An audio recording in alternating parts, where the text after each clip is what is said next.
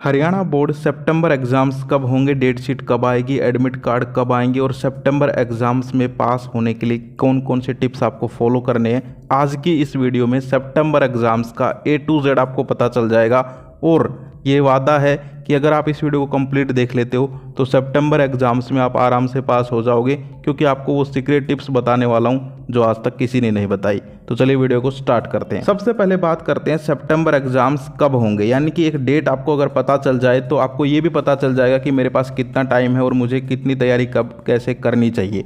तो सितंबर एग्ज़ाम्स हैं, उनकी अभी देखिए फिक्स डेट तो पता नहीं चली है, लेकिन मैं आपको एक आइडिया दे रहा हूँ और उससे 2-4 दिन आगे पीछे जो है हो सकता है, वरना उसी डेट के आसपास आपके जो है एग्ज़ाम स्टार्ट होंगे।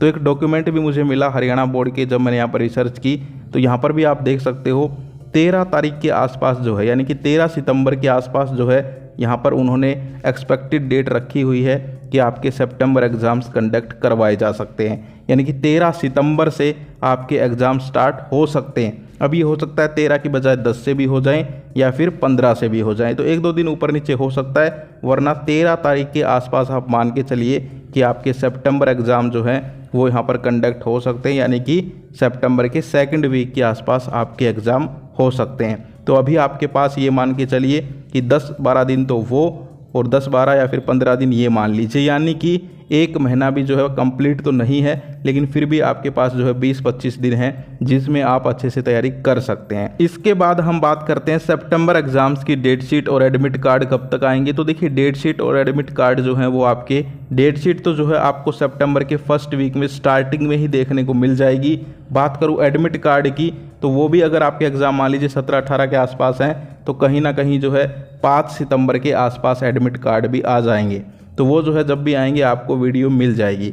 अब आते हैं मेन मुद्दे के ऊपर कि कैसे आप इन एग्ज़ाम्स में फोड़ सकते हो। तो देखो यार, सबसे पहले एक चीज़ ध्यान रखो, ये जो एग्ज़ाम्स है compartment improvement additional CTP reappear इन स्टूडेंट्स के लिए हैं। यानी कि एक बार जो है मार्च में एग्ज़ाम हुए, फिर दोबारा जो है जुलाई में भी अभी हो चुके हैं जिनका रिजल्ट आ गया है, अब ये तीसरी बार सितंबर में हो रहे हैं। तो आपके पास बहुत अच्छा मौका है कि आपके जो 2 एग्ज़ाम पहले हुए हैं आपको उनसे ये पता चल जाएगा कि कैसा अब की बार पेपर आने वाला है। क्योंकि आपको मैं बता दूं, जिन टीचर्स ने वो पेपर सेट किए हैं यानी कि जुलाई वाले, कहीं ना कहीं ज़्यादातर टीचर्स वही आपका ये पेपर भी सेट कर सकते हैं। तो कहीं ना कहीं उनका एक ही माइंड सेट है कि भाई ऐसे ऐसे क्वेश्चंस इंपॉर्टेंट है, तो वैसे ही क्वेश्चंस आपको देखने को मिलेंगे। यानी कि मैं क्या कहना चाहता हूँ, जो भी स्टूडेंट है अगर ज़्यादा नहीं पढ़ रहा है, उसको बस जो है इन एग्ज़ाम्स में पास होना है किसी तरह, तो वो मार्च और ये जो जुलाई में पेपर हुआ है इन दोनों पेपर को कर जाओ एक एक क्वेश्चन। मैं कहता हूँ उस सब्जेक्ट में तुम आराम से पास हो जाओगे, ये गारंटी है। लेकिन ईमानदारी से करना है, ये नहीं है कि एक बार रट लिया उन क्वेश्चंस को और फिर एग्ज़ाम आए तब तक भूल गए। नहीं भाई, आराम से अभी भी 20-25 दिन हैं, 2 पेपर हैं सिर्फ तुम्हारे पास, उनको उठाओ और उनको पढ़ो, एक एक क्वेश्चन को समझो कि अगर उसकी डिजिट चेंज होके भी आ गया, मान लो मैथ का है, तो वो भी तुम कर दोगे, समझ गए तो ठीक है। दूसरी जो टिप है यहाँ पर सीक्रेट, वो ये है कि यहाँ पर ये जो एग्ज़ाम्स होने वाले हैं इनके अंदर आपको पता है कि डिजिटल मार्किंग है, तो आपको जो है अपना पेपर करना जो है उसको भी थोड़ा सा ध्यान देना होगा। यानी कि पेपर करने का तरीका जो है वो डिजिटल जो है मार्किंग में थोड़ा सा यहाँ पर आपको अच्छे से पेपर करना है, क्योंकि कंप्यूटर पे पेपर चेक होते हैं तो वहाँ पर जो है डायग्राम अच्छे से बनाना, कुछ क्वेश्चंस जो हैं उनके अंदर जो है कुछ अलग से चीज़ें हैं तो उनको हाईलाइट करना ताकि वो दिखाई दें। ये इसलिए मैं बता रहा हूँ क्योंकि अभी जुलाई में एग्ज़ाम हुए, ऐसे स्टूडेंट्स हैं मेरे पास कमेंट्स पड़े हैं, मैं तुम्हें दिखा दूंगा, भाई पूरा पेपर करके आया था लेकिन फिर भी 1-2 नंबर से रह गया। वो क्यों रह गए? क्योंकि डिजिटल चेकिंग हुई है। अब जो है कंप्यूटर स्क्रीन पे तो आपको पता ही है कि भाई कोई टीचर्स को कुछ चीज़ें ना दिखे, साइड में रह जाएं तो वहाँ पर नंबर कट जाएं, तो आपको पेपर करते टाइम भी ये चीज़ें ध्यान रखनी है। इसके अलावा आपको जो है 2020 से बाद के जो है जितने भी कंपार्टमेंट के पेपर हुए हैं, चाहे वो सितंबर में हुए हो चाहे जुलाई में हुए हो, उनको भी एक बार ज़रूर देखना है, क्योंकि कंपार्टमेंट पेपर्स जो हैं उनका पैटर्न सेम रहता है। यानी कि यहाँ पर जो है जो पैटर्न के क्वेश्चंस पहले आ रहे थे वैसे वैसे क्वेश्चंस ही आपको देखने को मिलेंगे।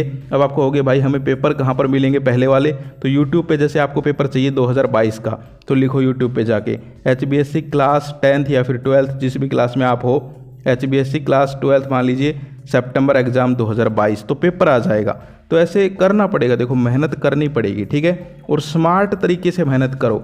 अगर हार्ड वर्क करते तो जुलाई से पहले मार्च में पास हो जाते हो, मानते या नहीं मानते, लेकिन अब जो है स्मार्ट वर्क करके पास होना पड़ेगा। तो ये चीज़ें आपको ध्यान रखनी है। इसके अलावा एनसीईआरटी के क्वेश्चन बिल्कुल नहीं छोड़ने हैं। तो अगर सिर्फ ये चीज़ें तुम कर लेते हो तो तुम आराम से पास हो जाओगे। इसके अलावा कुछ एक सब्जेक्ट के इंपॉर्टेंट क्वेश्चंस मैं भी तुम्हें प्रोवाइड करवा दूंगा, तो वो भी जो है आप लोग देख सकते हो। तो ये चीज़ें अगर आप जो है यहाँ पर कंप्लीटली जो मैंने बताई हैं कि ये दो जो पेपर हुए हैं इसी साल मार्च में और जुलाई में, ये इसके अलावा पिछले 3-4 सालों के कंपार्टमेंट के पेपर ओनली, रेगुलर नहीं, कंपार्टमेंट वाले सिर्फ, इसके अलावा एनसीईआरटी, इन्हीं से पूरा पेपर होगा। जब पेपर दे के आओगे तो देख लेना। तो ये थी आज की वीडियो। आई होप आपको वीडियो अच्छी लगी होगी। आज के लिए इतना ही, फिर मिलते हैं। जय हिंद, जय भारत।